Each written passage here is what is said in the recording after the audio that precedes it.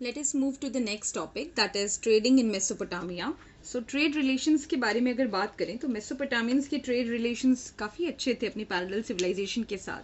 And as we have already discuss the geography of Mesopotamia in the previous video, so you must remember that geography के चलते Mesopotamia में desert है, mountains हैं, grasslands हैं, river है.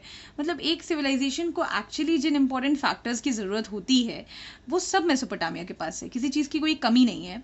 So the trading was essential in Mesopotamia. And if you look at the export items which the Mesopotamians used to provide to other civilizations, the parallel civilizations, so they are pretty good in exporting grains because farming यहाँ बहुत अच्छी है. Cotton का production Mesopotamia में होता है and actually ये civilisation first civilisation है जिसने कॉटन प्रोडक्शन किया है. एंड पोपलार, आपको अगर याद हो तो डेजर्ट की वजह से they had ample amount of poplar. Poplar का मतलब होता है पीपल की पत्तियाँ. सो उससे जो पत्तल बनाने के काम में आती थी leaves, that is why the people used to demand it a lot. Next was the date palms. Date palm means खजूर. तो खजूर डेजर्ट की वजह से इनको अवेलेबल थे एंड दैट इज वाई इसको ये as a dry fruit sale करते थे. Then they had stones availability such as jasper उन्हें मिलता था. क्वार्ट्ज जो बेसिक रॉक वाला स्टोन होता है. Lapis lazuli is a bluish colour stone जो स्पेसिफिकली मेसोपोटामियन सिविलाइजेशन में मिलता था and was in high demand.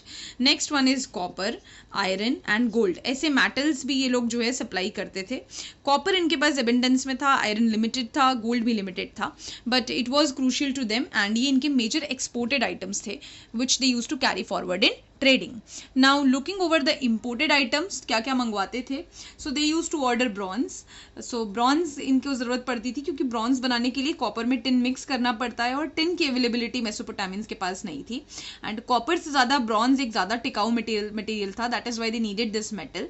Grains में वो वीट और बार्ली मंगवाते थे. वीट उनके पास भले ही था बट फिर भी एक्स्ट्रा मंगवाते थे, maybe just to try the different variety. And barley was something which was not very known to them, so barley को वो ज़रूर मंगवाते थे. And they also use to order rare birds such as peacock को मंगवाया जाता था. Medicinal herbs को मंगवाते थे. And they had some essential partners जिनसे वो ये सारी चीज़ें इंपोर्ट करते थे. Partners such as they had Indus valley civilization, that is the India based civilization जो मेसोपोटामिया की तरह ही पुरानी मानी जाती है.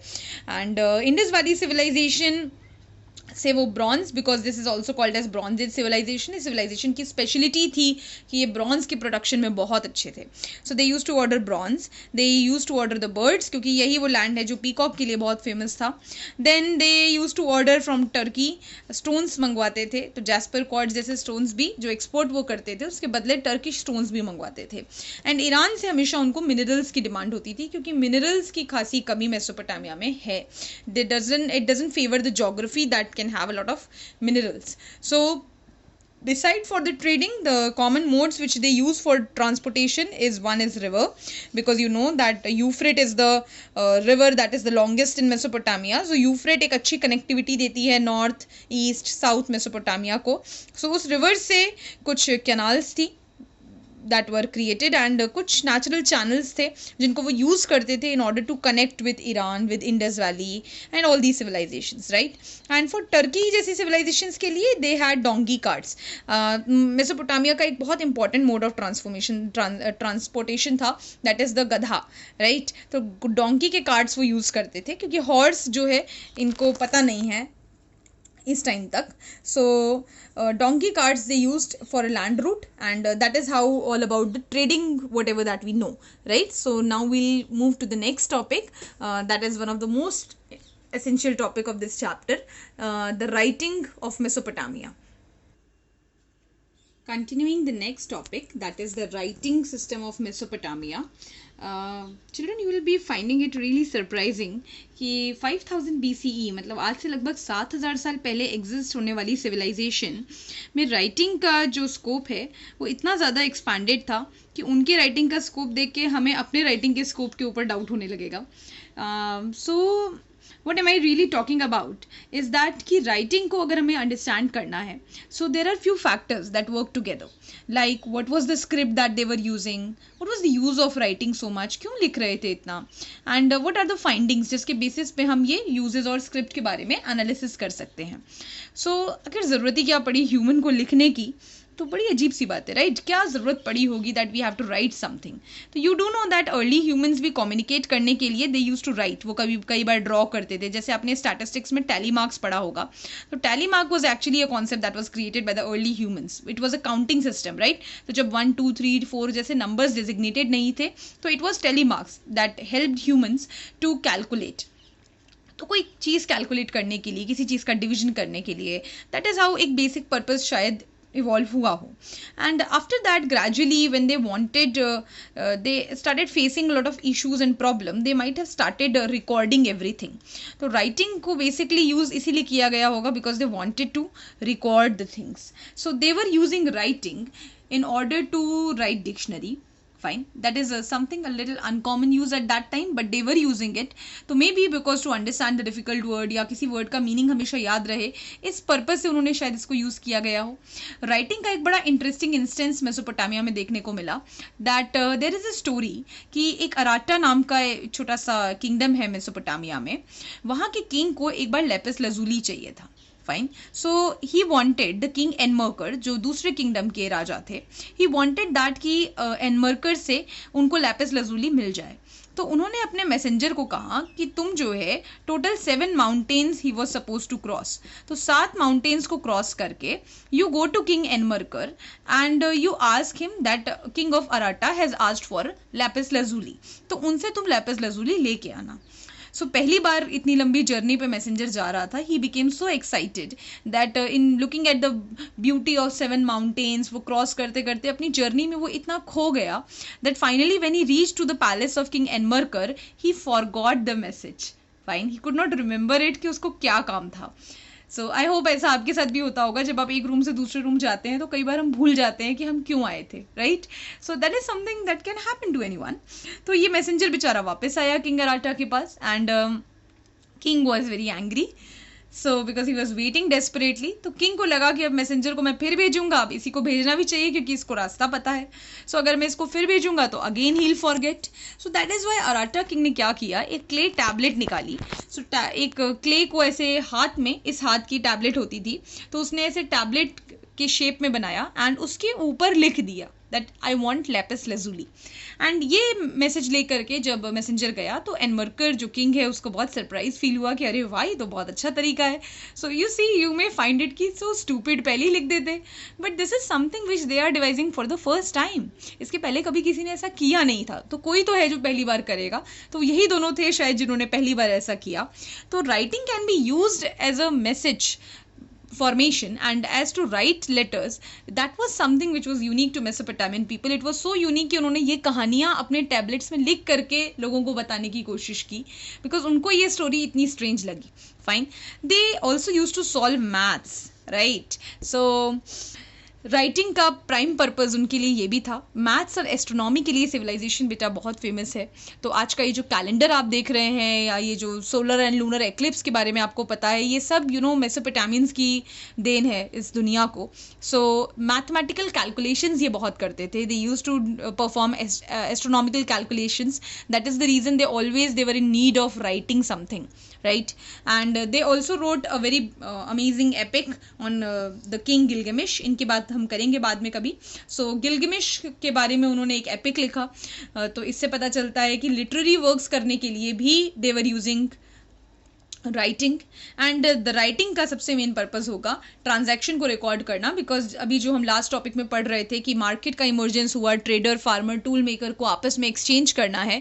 हो सकता है कि ऐसी सिचुएशंस क्रिएट हुई हों that when verbal communication was not only required to have faith in each other, sometimes people must be doing something जिससे वो बिट्रे करते हों. दैट इज़ वाई उस चीज़ को रिकॉर्ड किया जाने लगा हो, राइट? तो दैट इज़ हाउ राइटिंग का एक दूसरा भी स्क्रिप्ट समझ में आता है. So now moving to the writing script. क्या स्क्रिप्ट में लिखते थे? So the script which they were using is cuneiform. लिखने के तरीके को हम स्क्रिप्ट कहते हैं. लाइक हिंदी को देवनागरी स्क्रिप्ट में लिखते हैं, इंग्लिश लैटिन में मिलती है.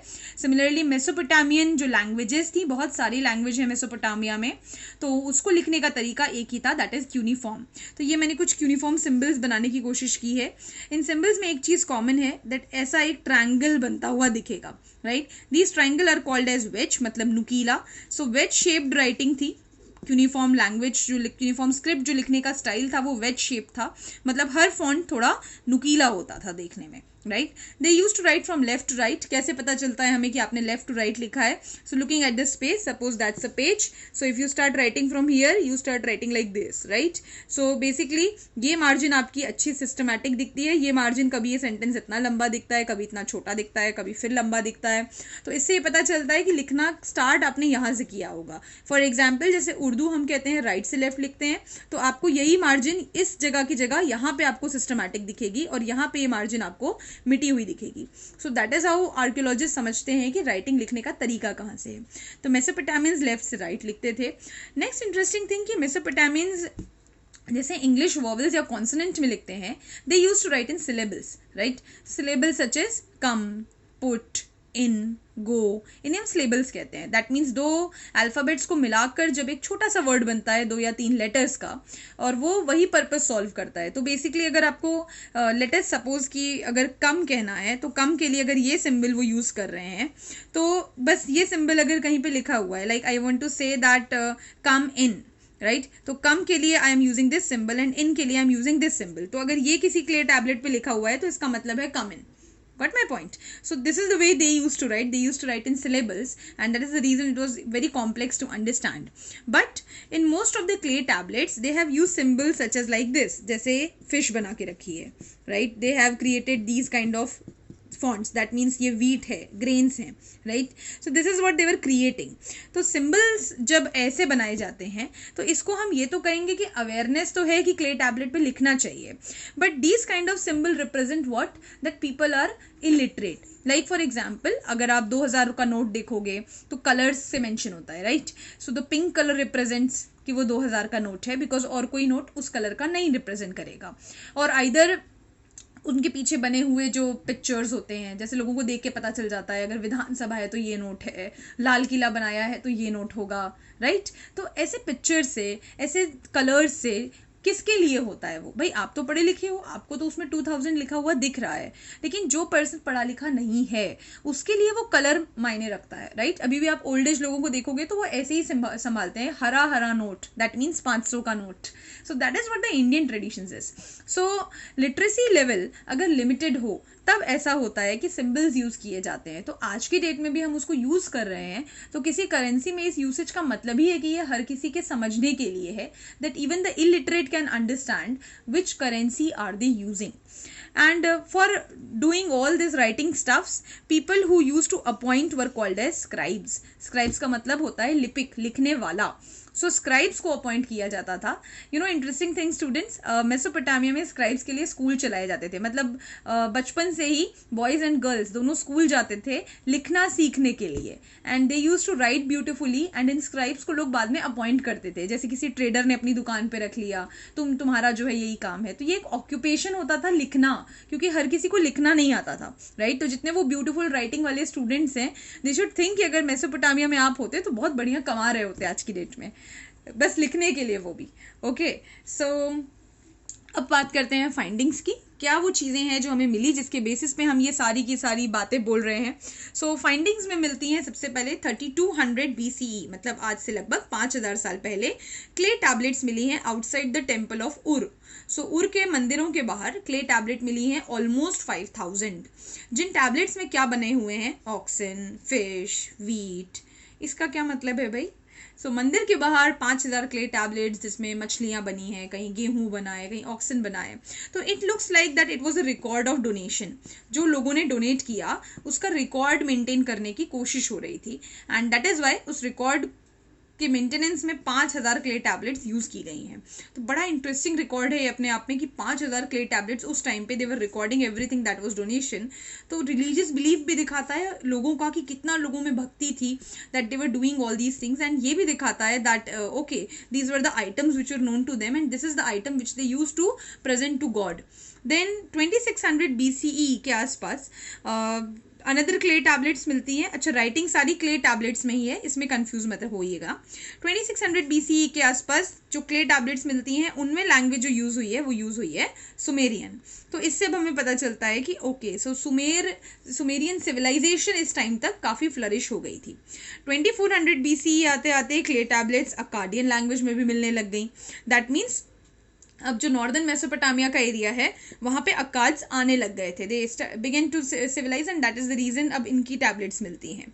2000 BCE आते आते we see the language written in Assyrian language also. Fine, Babylonia में सुमेर की लैंग्वेज ही यूज होती थी। फाइन, तो ऐसा मान सकते हैं कि सुमेर के लोगों ने ही बाद में बेबीलोनियन सिटी बनाई होगी।